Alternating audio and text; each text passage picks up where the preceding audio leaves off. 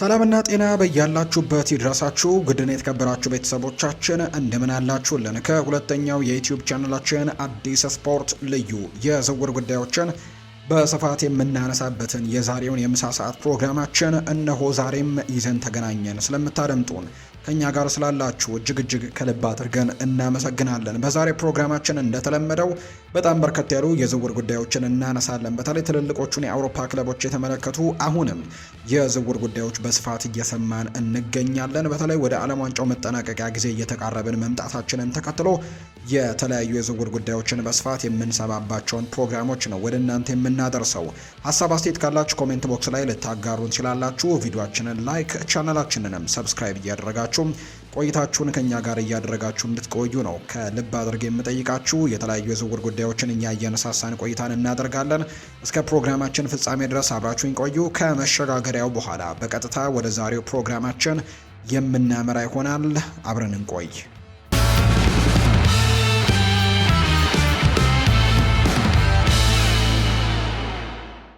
ሊቨርፑል በዓለም ዋንጫው ድንቅ ብቃት ካሳየ በኋላ የአውሮፓ ታላላቅ ክለቦች እየከበቡት ያለውን የ34 ሚሊዮን ፓውንድ ተሰጥኦ ላይ አይኑን እንደጣለ ይፋ ተደርጓል። ሊቨርፑል ሜክሲኮዊውን የብሔራዊ ቡድኑን አማካይ ጂልቤርቶ ሞራን ለማስፈረም ከፍተኛ ፍላጎት ካላቸው ክለቦች መካከል ቀዳሚው ሆኗል። የ17 ዓመቱ አማካይ በመላው አውሮፓ ከፍተኛ ግምት የተሰጠው ሲሆን ለሀገሩ ባሳየው ድንቅ ብቃትም በርካቶችን ያስደምሟል። የተጫዋች በሜክሲኮ ለቱጃና ለሚባል ክለብ ነው የሚጫወተው። ዋጋውም 34 ሚሊዮን ፓውንድ አካባቢ ሊደርስ እንደሚችል ይገመታል። ቲም ቶክ የተባለ የመረጃ ምንጭ እንደዘገበው ሊቨርፑል ተጫዋቹን ለማስፈረም በጣም ጓግተዋል። ነገር ግን እስካሁን ይፋዊ ቅናሾችን እንዳላቀረቡ ነው የተገለጸው። ተጫዋቹ ከማንቸስተር ዩናይትድ ጋርም ስሙ ተያይዞ እየተነሳ ቢሆንም ማንቸስተር ዩናይትዶች ለሱ ምንም አይነት እንቅስቃሴዎችን እንዳላደረጉ ይፋ ተደርጓል። በዚህ ክረምት የጨዋታ አቀጣጣዩን እንደሚፈልጉትም አይታወቅም። ሊቨርፑል ይህንን ስምምነት ለመፈጸም በፍላጎታቸው ላይ ተመስርተው ይፋዊ ፕሮፖዛሎችን የሚያቀርቡ ከሆነ ማየቱ አስደሳች ይሆናል ተብሎ ይታሰባል። አማካዩ ለመግዛት የሚያስችል አቅም አላቸው። እናም ደግሞ ለነሱ በጣም ጠንካራ የረጅም ጊዜ ተስፋም ሊሆን እንደሚችል ነው የተነገረው። ሆኖም ግን የ17 ዓመቱ ወጣት የበለጠ ለማደግ መደበኛ እድሎች ያስፈልጉታል። ለሊቨርፑል በመደበኛነት የመጀመር እድሉ አነስተኛ ነው። እናም አሁን ባለው ሁኔታ ወደ ፕሪምየር ሊግ መዘዋወሩ ለሱ ተስማሚ ላይሆን ይችላል። በዚህ የሙያው ደረጃ በየጊዜው መጫወቱን መቀጠል አለበት። እድገቱን ከቀጠለ ለወደፊቱ ታላላቅ ክለቦችንም የመቀላቀል ብዙ እድሎች ይኖሩታል ተብሎ ነው የሚጠበቀው። እንደ ባየር ሚኒክ፣ ፓሪስ ሰን ዠርሜን፣ ኤሲ ሚላን ያሉ የአውሮፓ ታላላቅ ክለቦችም ተሰጥኦ ያለውን አማካይም ሁኔታ እየተከታተሉ ነው። ብሩህ የወደፊት ጊዜም እንዳለው ይታወቃል። እናም ትልቁን መድረክ እስኪደርስም ጊዜ ብቻ ነው የሚጠብቀው። ሊቨርፑል ቀደም ባሉት ጊዜያትም ወጣት ተጫዋቾችን በማሳደግ ረገድ ጥሩ ነገሮችን አሳይተዋል። እናም የ17 ዓመቱ ወጣትም ክለቡን እንዲቀላቀል ማሳመን ይችሉ እንደሆነ መታየት ያለበት ጉዳይ ነው። በመጨረሻም እሱን ከፈረመም ብዙ ጊዜ እንዲጫወትም በውሰት ለሌላ ክለብ ደግሞ ሊልኩት እንደሚችሉ በርካታ ግምቶችም እየወጡ ይገኛሉ።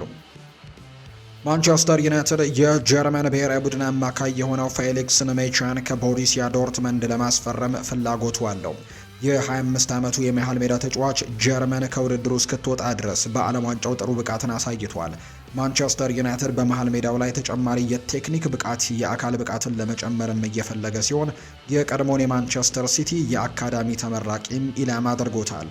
ከዩናይትድ ኢን ፎከስ በሚለው ፕሮግራም ላይ እንደተነገረው ከሆነ የጀርመን ብሔራዊ ቡድን ተጫዋቹን የማስፈረም የ60 ሚሊዮን ዩሮ ገደማ ቅናሾችን እያዘጋጁ ነው። እንደ ምንጩ ለዩናይትድ ኢን ፎከስ ፕሮግራም እንደተናገረው በኦልትራፎርድ ለተጨባጭ እንቅስቃሴ ዝግጅቶች በሂደት ላይ ናቸው። ማንቸስተር ዩናይትዶች ለንሜቻ የ60 ሚሊዮን ዩሮ አካባቢ ጨረታ ለማቅረብና እቅድ እንዳላቸው ይነገራል።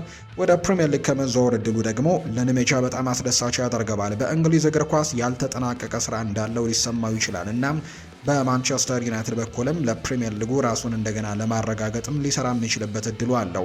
ለቡድኑ የአካል ብቃት፣ የመከላከል ጥንካሬ፣ የቴክኒካል ብቃትና የፈጠራ ችሎታን ሊጨምር ይችላል። ነሜቻ በዓለም ዋንጫ ለጀርመን ሙሉ አማካይ ነበር። እናም በቡንደስሊጋው ከዶርትሙንድ ጋርም አስደምሟል። በእንግሊዝ እግር ኳስ ለማሳካት የሚያስችል የቴክኒክ ባህሪ እንዳለው ምንም ጥርጥር የለውም። እናም በፕሪምየር ሊጉ ላይ ፈጣን ተጽዕኖ ሊያሳድር ይችላል። የጀርመኑ ክለብ የማንቸስተር ዩናይትድን ጥያቄም ሊያቀርብለት ይቀበለው እንደሆነ መታየት ያለበት ጉዳይ ነው። ንሜቻ ለነሱ ቁልፍ ተጫዋች ነው። እናም በቀላሉ ደግሞ ሊያጡት አይፈልጉም። በዓለም ዋንጫው ላይ ያሳየው ብቃትም የዝውውር ግምቱንም በእርግጠኝነት ይጨምረዋል። በዝውውር ገበያ ውስጥም በአሁኑ ጊዜ ባለው የዋጋ ግሽበትም የጀርመኑ ክለብ ከ60 ሚሊዮን ዩሮ በላይም ክፍያም ቢጠየቅ ደግሞ የሚያስገርም አይሆንም ተብሎ ነው የሚታሰበው። አርሰናል የቦካ ጁኒየርሱን አጥቂ የሆነውን ቶማስን ለማስፈረም ፍላጎት እንዳለው እየተነገረ ነው። የ19 ዓመት ወጣት በደቡብ አሜሪካ ከፍተኛ ግምት የሚሰጠው ሲሆን በቦካ ጁኒየርስም አስደምሟል። የአርጀንቲናና እንዲሁ የዓለም ዋንጫ ቡድንን ሊቀላቀል የሚችል የሚሉ ወሬዎችም ነበሩ። ነገር ግን በመጨረሻም በሊዮኔል ስካሎኒ አልተመረጠም። እንደ ዘገባዎቹ ከሆነ አርሰናል ባሳየው ብቃትም በጣም ተደንቋል። እናም ስምምነቱን ለማረጋገጥም ከ20 ሚሊዮን ዩሮ በላይም የሆነ ቅናሽን እያዘጋጁ ነው። በርካታ ዘገባዎች እንደሚናገሩት በኮንትራት ውስጥም የ17 ሚሊዮን ዩሮ የመውጫ አንቀጽ ወይም ሪሊስ ክሎዝ እንዳለው ነው። እናም አርሰናሎች ከዚህ በላይ ሊያቀርብ የሚችለውን በክፍያ ክፍፍል ብቻ እንደሆነ እየተነገረ ነው። ሁኔታው እንዴት እንደሚያድግም መታየት ያለበት ነው። በመጨረሻው የሜዳ ክፍል ላይም ተጨማሪ የፈጠራ ችሎታና የቴክኒክ ብቃትም ሊኖራቸው ይችላል። እናም የ19 ዓመት ወጣት ጠንካራ የረጅም ጊዜ ግዢ ሊሆንም ይችላል። እንግዲህ ቶማስ በግራ በኩል ባለው የክንፍ አጥቂነት እንዲሁም በመሃል ሜዳ አጥቂነትም መጫወት ይችላል። ደግሞ በተለያዩ ነገሮችን በማለፍም በራእይና በችሎታውም ለቡድን አጋሮቹ እድሎችን ለመፍጠርም ይረዳል። ግቦችንም ማስቆጠር ይችላል ተብሎ ነው የሚጠበቀው። እንደሱ ያለ ተለዋዋጭ አጥቂም በሜዳ ክፍሎች መካከል የበለጠ የኳስ እድገትን ያመጣል። እናም ለቡድኑ የበለጠ ታክቲካዊ ተለዋዋጭነትንም ይጨምራል። አርሰናል የመቀላቀል እድል ለወጣቱ በጣም አስደሳች ይሆናል። እነሱ በዓለም ላይ ካሉ ትልልቅ ክለቦችም አንደኛው ናቸው። እናም በዩኤፋ ቻምፒየንስ ሊግ ብቃቱን የሚያሳይበት መድረክም ሊሰጡት ይችላሉ። ይህ በእንዲህ እንዳለ ከጣሊያን ያሉ ክለቦችም ሁኔታውን እየተከታተሉት ነው። የ19 ዓመቱ ወጣትም ወደ መጀመሪያው ቡድን ግልጽ የሆነ መንገድና እድገቱን ለመቀጠልም ሰፊ እድሎችን የሚሰጥ ክለብም መፈለግ አለበት። አርሰናል እሱን ለማሳመን ግልጽ የሆነ የእድገት እቅድን መስጠት አለባቸው። በሚቀጥሉት ሳምንታት ዝውውሩን ማጠናቀቅ ይችሉ እንደሆነ ማየት አስደሳች ይሆናል ተብሎ ነው የሚጠበቀው። በዓለም ዋንጫው ያስቆጠረው አስደናቂ ጎል ለ80 ሚሊዮን ዩሮ ኮከብ የቶትንሃምና የአስተን ቪላ ፉክክርን ከፍ አድርጎታል። ቶትንሃም ሆትስፐርስና አስተን ቪላ የክሮኤሺያ ብሔራዊ ቡድን አጥቂ የሆነው ማርቲን ባቱሪናን ለማስፈረም ፍላጎቱ አላቸው። የ23 ዓመቱ ተጫዋች ባለፈው የውድድር ዘመን በጣሊያን ከኮሞ ጋር ጥሩ ጊዜን ያሳልፈዋል። 12 የጎል አስተዋጽኦችን ያስመዝግበዋል። በዓለም ዋንጫው ለሀገሩ ያሳየው ብቃትም አስደናቂ ነበር። በምድብ ጨዋታዎች በእንግሊዝ ላይ አስደናቂ ጎል አስቆጥሯል። ያሳየው ብቃት የፕሪሚየር ሊግ ክለቦችን ትኩረት የሳበ ቢሆንም ውድ ግዥ ግን ይሆናል። ከጣሊያን በስፖርት ዊትነስ በኩል እንደተዘገበው ዋጋው 80 ሚሊዮን ዩሮ ሊደርስም ይችላል። ቶተንሃም ለሱ ይህንን ያክል ገንዘብም ለመክፈል ፍቃደኛ መሆን አለመሆናቸው ማየቱ አስደሳች ይሆናል ተብሎ ነው የሚታሰበው። የተለያዩ የመረጃ ምንጮች እንደሚያሳዩት ከሆነ በክንፎ መስመሮቻቸው ላይ ተጨማሪ ጥራት ያስፈልጋቸዋል። ባቱሪናም ፍጥነትን፣ ችሎታንና ግቦችን ለቡድኑ ይጨምራል። በዓለም ዋንጫም የአካል ብቃቱን አሳይቷል። እናም በእንግሊዝ ፕሪምየር ሊግም ለማሳካትም በእርግጠኝነት በቂ ብቃት አለው ተብሏል። የተጠየቀው ዋጋ በጣም ከፍተኛ ነው። እናም ደግሞ ቶትንሃም ስምምነቱን በመፈጸሙ አስቸጋሪ ይሆናል። በተለይም አሁን በማቴዎስ ፈርናንዴስ እና በሳንድሮ ቶናሊ ላይ ከፍተኛ ገንዘቦችን ካወጡ በኋላ እንደዚያም ሆኖ የዝውውር መስኮቱ ከመዘጋቱ በፊት ጥራት ያላቸው አጥቂዎች ያስፈልጉታል። ባለፈው የውድድር ዘመን የፊት መስመራቸው በጣም መካከለኛ ነበር። የመሃል ሜዳቸውን ካጠናከሩ በኋላ አሁን ጥራት ያለው የክንፍ ተጫዋችና አስተማማኝ ጎል አስቆጣሪን ማከልም ዋነኛው ቅድሚያ የሚሰጠው ጉዳይ መሆን ይኖርበታል ተብሎ ነው የሚጠበቀው። በፕሪሚየር ሊጉ የመጫወት እድል ለባቱሪና አስደሳች ይሆናል እና ማንኛውም ክለብም የተጠየቀውን ዋጋ ለመክፈል ፍቃደኛ መሆኑ መታየት አለበት። አስተን ቪላ የቻምፒየንስ ሊግ ማጣሪያን አረጋግጠዋል። እናም በሚቀጥለው ዓመትም በአውሮፓ ጥሩ ውጤቶችን ለማምጣት ጥራት ያላቸው ተጫዋቾች ያስፈልጓቸዋል። የ23 ዓመቱን ተጫዋች ለመፈለግም መጓጓታቸው የሚያስደንቅ አይደለም። ነገር ግን ዋጋው ለነሱ ውድ ሊሆን እንደሚችል የሚጠቁሙ መረጃዎችን ነው በትልቁ እየሰማን የምንገኘው። ቸልሲ በዚህ ክረምት ፔፕ ቻቫሪያ ከራዮ ቫይካኖ ለማስፈረም ፍላጎቱ አለው። ለ28 ዓመቱ የግራ መስመር ተከላካይ ያቀረቡት ቅናሽም ውድቅ ተደርጎባቸዋል። ነገር ግን ቻቪ አሎንዞ በስፔናዊው ተጫዋች ላይ ፍላጎት አላቸው። እናም የዝውውር መስኮቱ ከመዘጋቱ በፊት ስምምነቱ እንዲጠናቀቅም ይፈልጋሉ። እንደ ዲፖርቲቮ ዘገባም ከጀርባ ሆነው ስራዎችን እየሰሩ ነው፣ ድርድሮችን እያደረጉ ነው። ሁሉም ምልክቶች ለተጫዋቹ ወደ ለንደን ሊደረግ የሚችል ዝውውሮችንም ይመለከታሉ። በመጨረሻም ስምምነት ሊደረግ የሚችል ይመስላል። ስፓኒሹ ክለብም ቀድሞውኑ ሊተኩት የሚችሉ አማራጮችን እየተከታተለ ነው። ሁኔታው እንዴት እንደሚያድግም መታየት ያለበት ነው። ቻቫሪያ ቼልሲን ለመቀላቀል ፈቃደኛ ነው። እናም በፕሪሚየር ሊጉ የመጀመሪያ እድል ያስደስተዋል። በሙያው ጥግ ላይም ይገኛል። እናም ደግሞ አዲስ ፈተናን ለመውሰድም ትክክለኛ ጊዜው ነው። ቼልሲ በዓለም ላይ ካሉ ምርጥ ክለቦች አንደኛው ነው። እናም ለእነሱ የመጫወት እድልም ውድቅ ማድረግ ከባድ ነው። ለቼልሲ ባለፈው ዓመትም አስቸጋሪ ወቅት ነበር። እናም በቻምፒየንስ ሊግ ማጣሪያ አምልጧቸዋል። በጠንካራ ሁኔታም ለመመለስ ይሞክራሉ ተብሎ ነው የሚጠበቀው። ማርኮ ኮሪያ ወደ ሪያል ማድሪድ መዘዋወሩ ቀድሞውኑ ፈቅደዋል።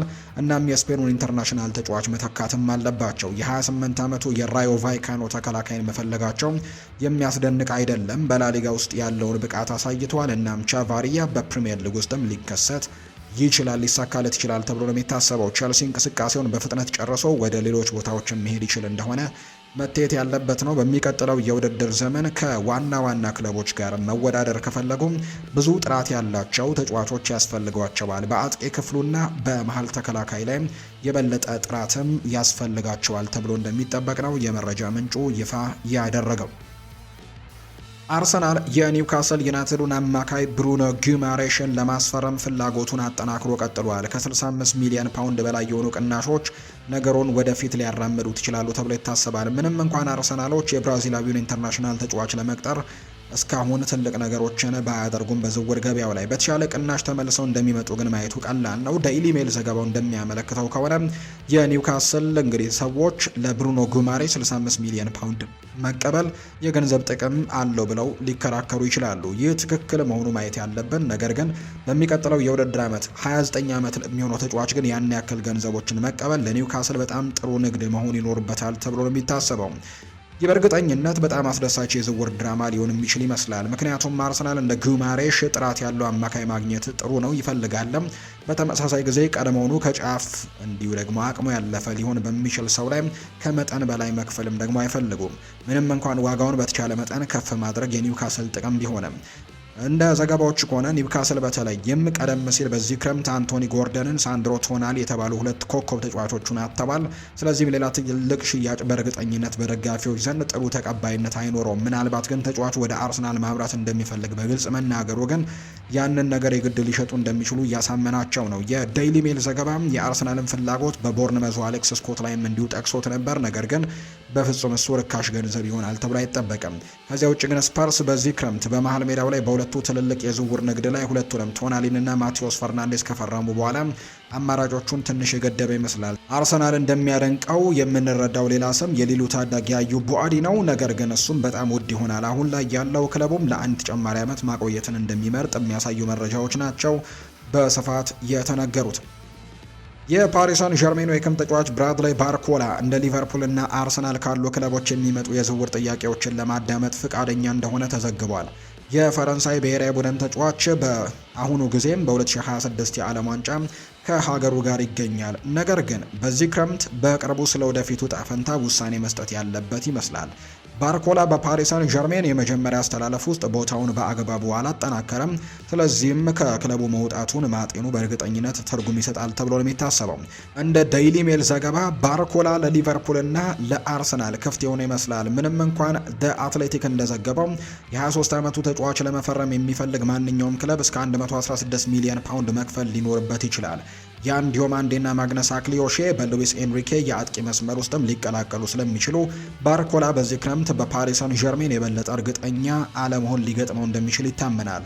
ዴይሊ ሜል አክለውም እንደተናገረው አርሰናል በቅርቡ ዓለም ዋንጫ ላይ ከስዊድን ጋር ባደረጉት ጨዋታ ላይ ባርኮላን እንደ እንግዲህ እንደተመለከቱት ወይም ስካውት እንዳደረጉት፣ ነገር ግን ከፓራጓይ ጋር ባደረጉት ጨዋታ ተጽዕኖ ለመፍጠር በጣም እንደተቸገረ ልብ ሲሉም ተመልክተዋል።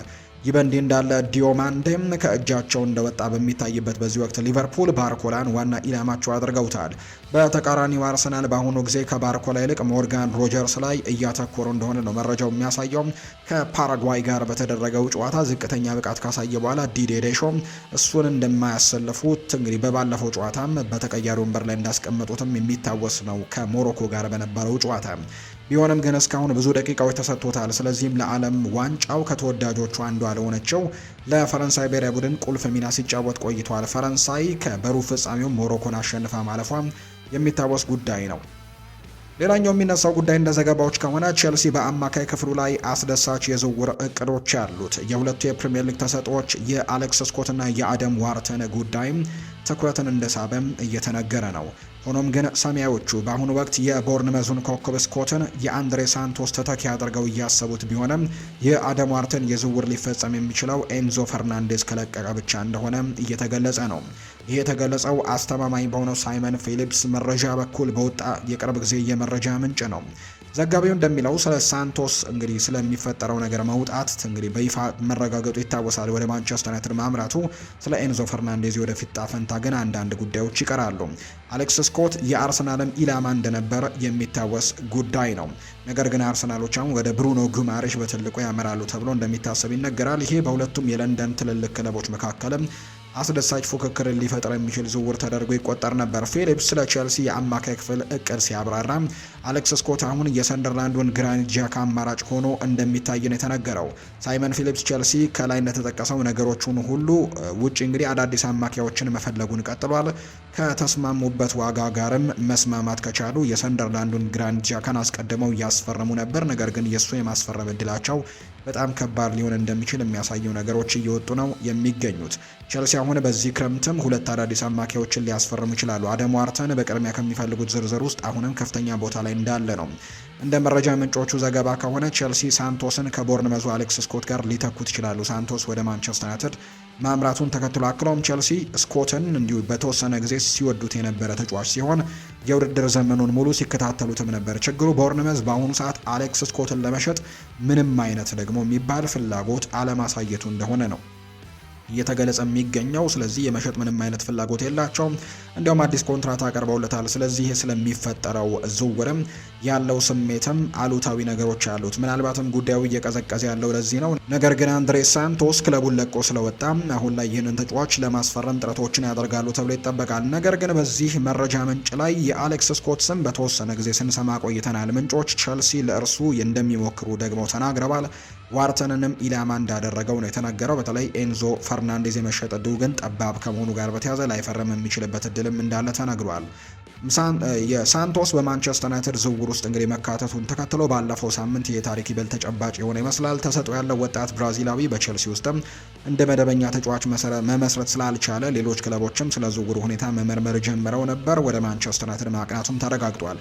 በአጠቃላይ የቼልሲ ደጋፊዎች አንድሬ ሳንቶስ እና ኤንዞ ፈርናንዴስ ሲወጡ አሌክስ ስኮትና አደም ዋርተን ሊገቡ የሚችሉ ተጫዋቾች እንደሆኑ አድርገው ይቆጥሯቸዋል። የኤንዞ ፈርናንዴዝ የመልቀቅ ዕድል አጠራጣሪ ቢሆንም ኤንዞ ፈርናንዴዝ ከሪያል ማድሪድ ጋር ተያይዞ የነበረ ቢሆንም አሁን ከነሱ ግን አርጀንቲናዊውን ኢንተርናሽናል ስለመፈለጋቸው እንደማይፈልጉት የሚያሳይ አይነት መግለጫን ሪያል ማድሪዶች ማውጣታቸው የምናስታውሰው ጉዳይ ነው። ስለዚህም በቀጣይ ወደ ሌሎች ኢላማዎች ይመራሉ ተብሎ እንደሚጠበቅ ነው የመረጃ ምንጩ ይፋ ያደረገው።